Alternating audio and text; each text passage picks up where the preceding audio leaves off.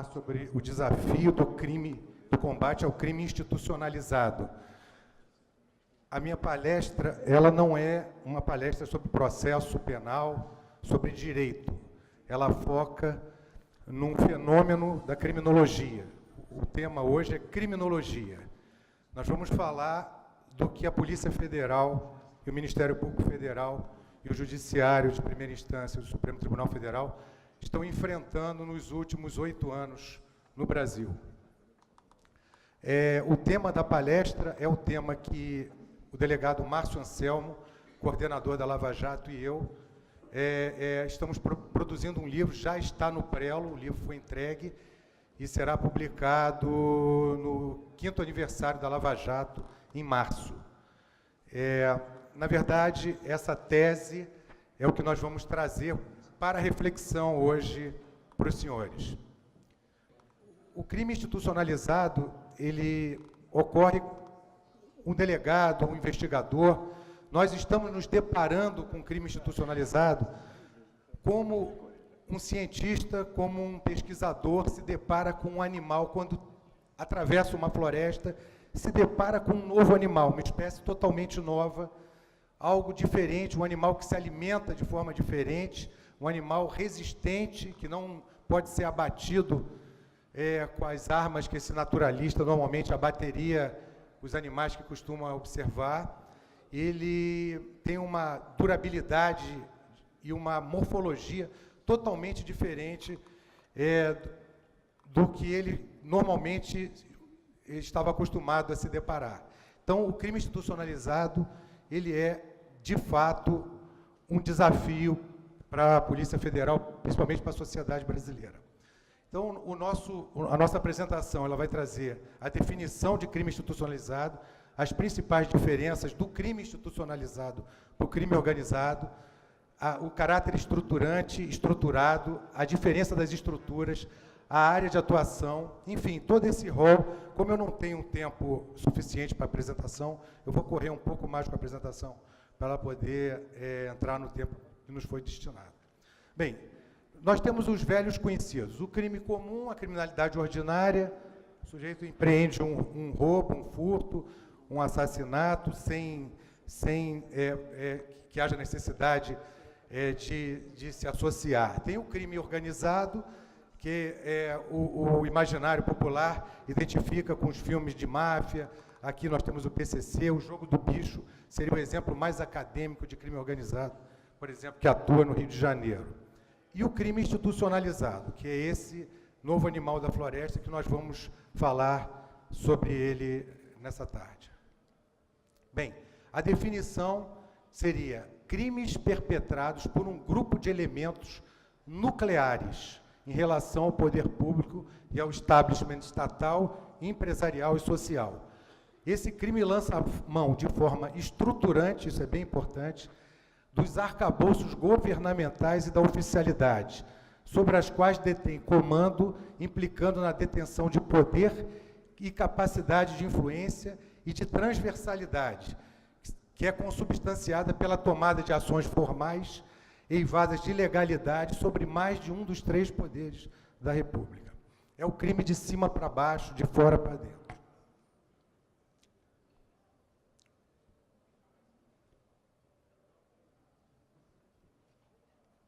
Bem, aí algumas diferenças do crime organizado e o crime institucionalizado. O crime organizado, a titularidade é de marginais, são pessoas que estão à margem do poder, estão à margem da lei, à margem da sociedade. O crime institucionalizado, ele é titularizado por nucleares. Os atores, os operadores, são pessoas que estão no núcleo do poder. A conquista do topo do crime organizado, numa organização criminosa estratificada, ela se dá com 15, 20 anos de muita violência, muita chantagem, tortura. O crime institucionalizado é a criminalidade sufragada. Se chega ao topo do crime institucionalizado por intermédio de uma eleição. Nós somos quem colocamos os criminosos da delinquência institucionalizada no topo das suas respectivas organizações criminosas. O crime organizado é levado é levado a efeito por grupos, clãs, famílias. O crime institucionalizado são grupos formados por partidos políticos e agora também por clãs e famílias. O arcabouço do crime organizado ele é estruturado de fora para dentro.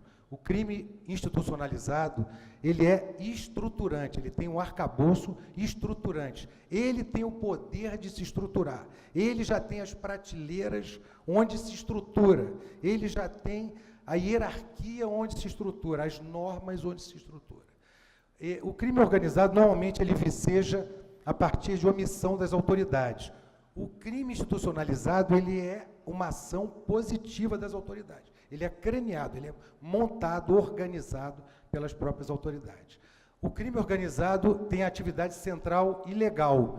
No crime institucionalizado, a moenda criminosa, a que produz os lucros, são atividades legais. Nós vamos ver adiante, são contratos, são obras públicas, enfim, aluguéis de prédios e tal.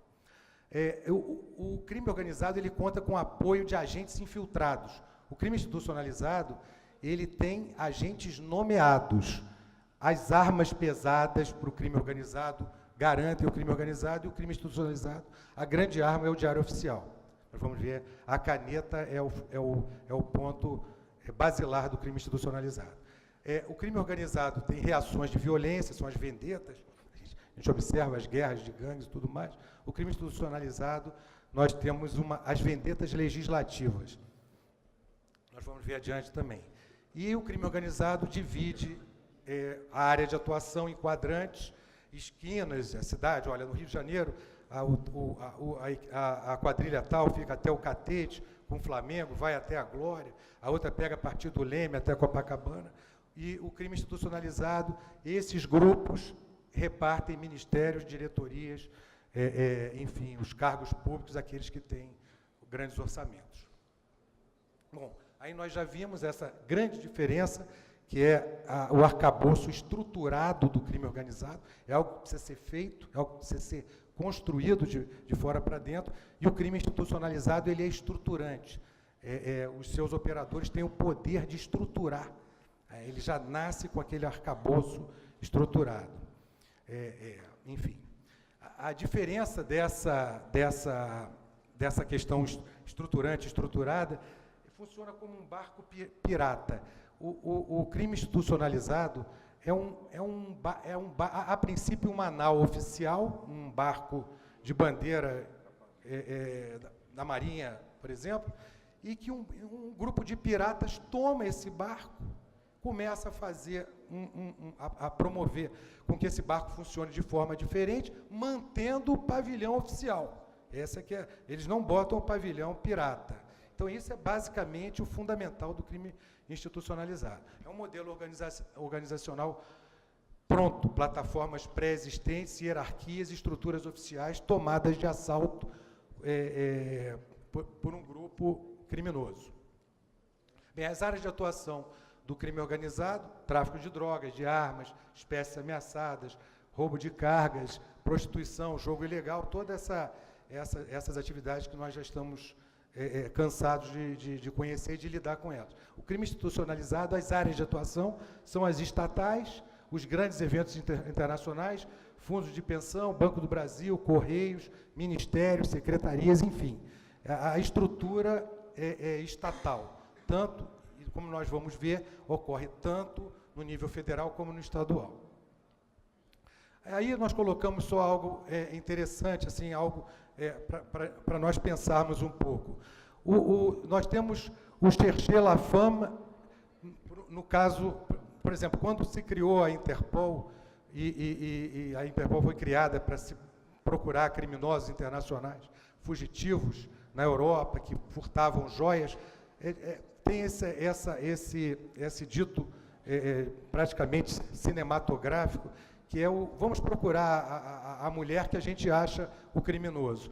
O crime organizado, muitas vezes a gente não consegue chegar no tipo penal, enfim, mas conseguimos chegar à quadrilha procurando o dinheiro. O crime institucionalizado, quem está por trás do crime institucionalizado, normalmente, é quem tem a caneta para as nomeações.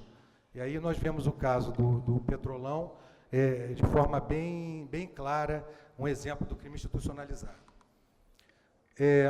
Nós chamamos de crime institucionalizado porque na verdade, é um pacote de delitos. Não é só a corrupção sistêmica, como costumam dizer. Tem a corrupção passiva, tem o peculato, concussão, o artigo 90 da 8666, o conluio nas licitações, enfim, é todo um pacote de delitos que forma essa criminalidade institucionalizada. Bom, aí nós trazemos esse ponto para reflexão. Essas vendetas legislativas.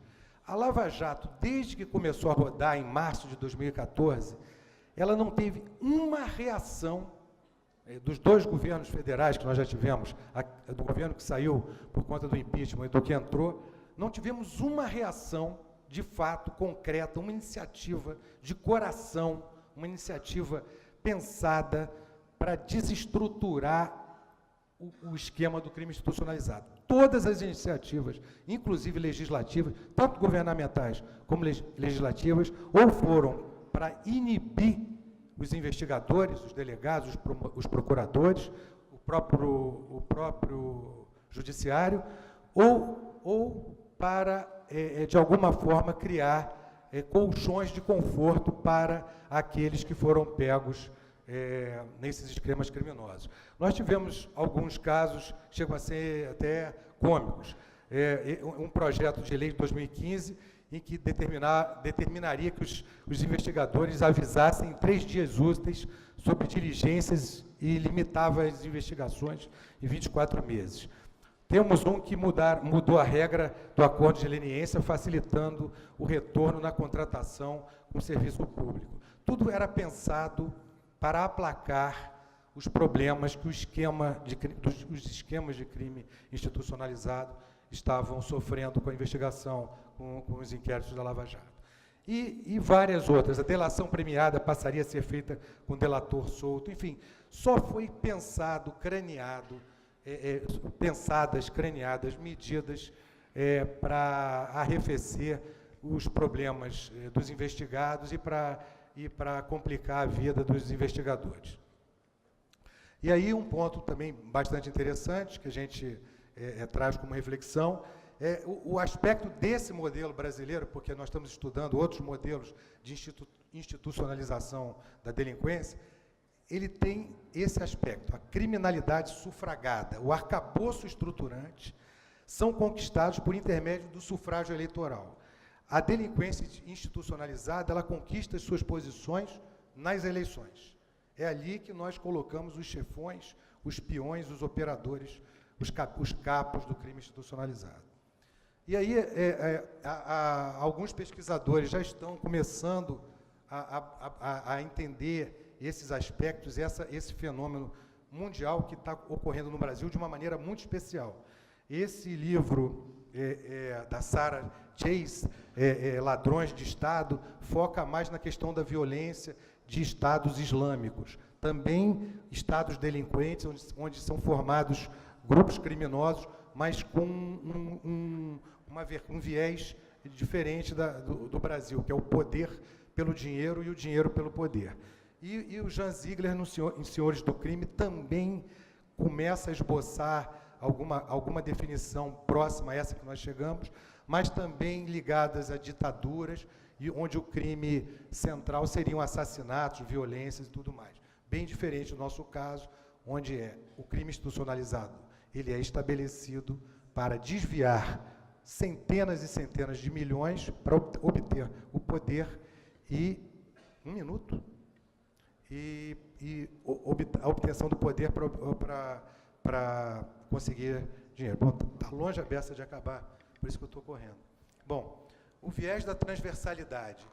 Nós observamos o crime institucionalizado no executivo, como dando suporte à engrenagem criminosa, no legislativo, no apoio aos projetos de interesse do crime institucionalizado, e no judiciário, onde setores dos tribunais superiores, que seriam as equipes de socorro, o Tribunal de Contas funciona como equipe de limpeza, e algumas turmas, enfim, eles conseguem, de fato, alcançar o judiciário também criando um colchão de conforto para os que, porventura, forem alvejados. Aí nós observamos essa queda de braço.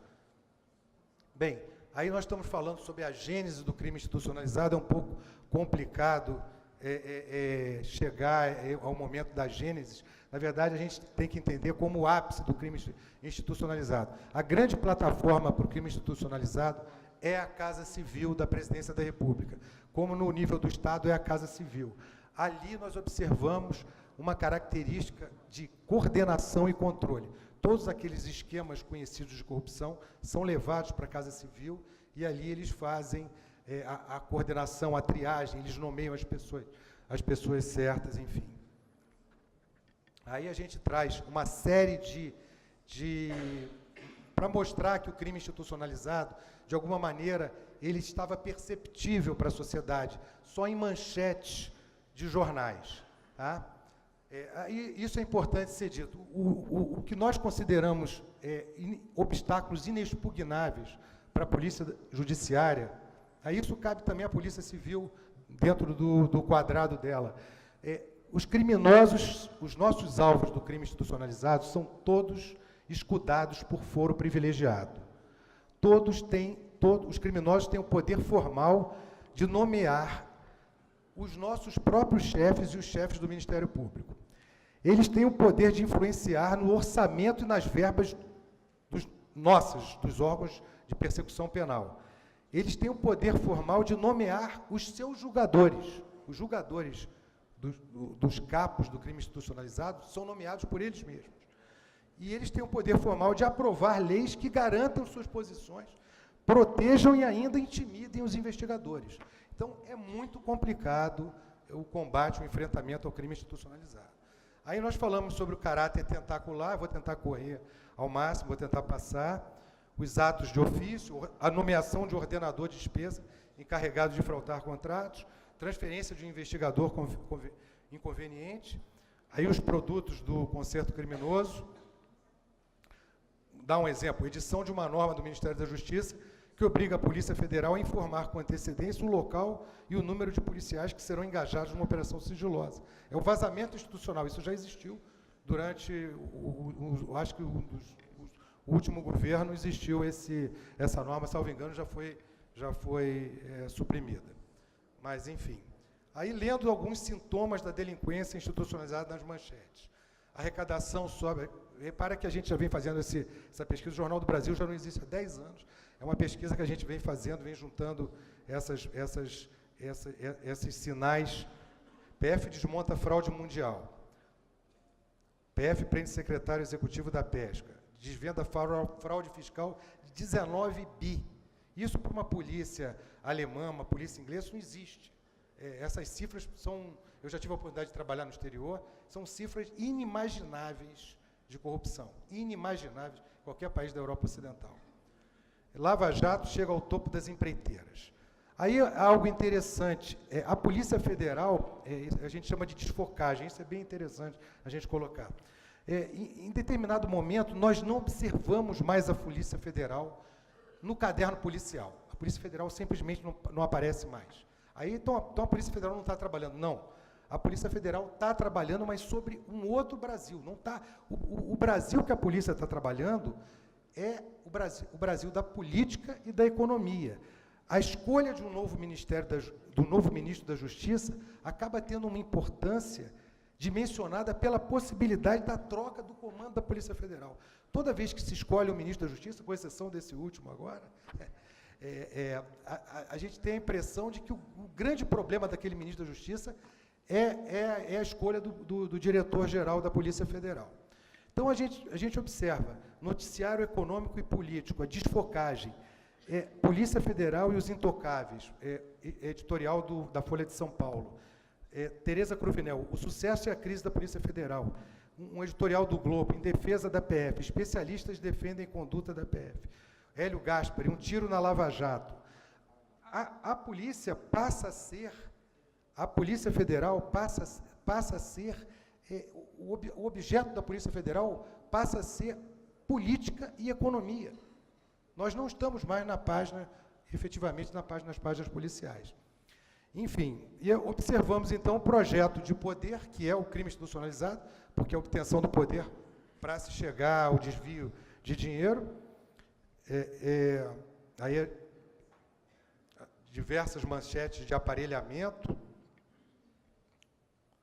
onde a gente pode ler o crime institucionalizado nas manchetes. Quer dizer, é mais do que uma organização criminosa montada de fora para dentro, é algo realmente estruturante. Aí vamos passar com rapidez, né, para não... Os prejuízos, né, investimentos ameaçados, perdas gigantes e tal. Aí tem um detalhe interessante, que a gente tem um capítulo sobre isso no livro, que é a audácia.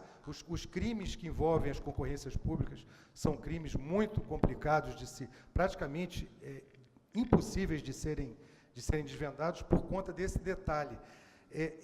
Todos os envolvidos, todos os atores são envolvidos com o crime. Então, o político indica o gestor da estatal, todas as empresas que participam da concorrência estão envolvidas, então não tem como, nós chamamos de fator Oriente Express, aquele que todos dão uma facada. Não, é muito difícil. Apesar de estarmos conseguindo, os próprios colegas da Lava Jato reconhecem que, ao longo da operação, até hoje, esses esquemas continuam a funcionar, essas propinas continuam a serem pagas em razão desse detalhe. O acerto está todo pronto, todo feito, e os pontos fracos não existem dentro daquelas 10, 15, 20 pessoas que são envolvidas.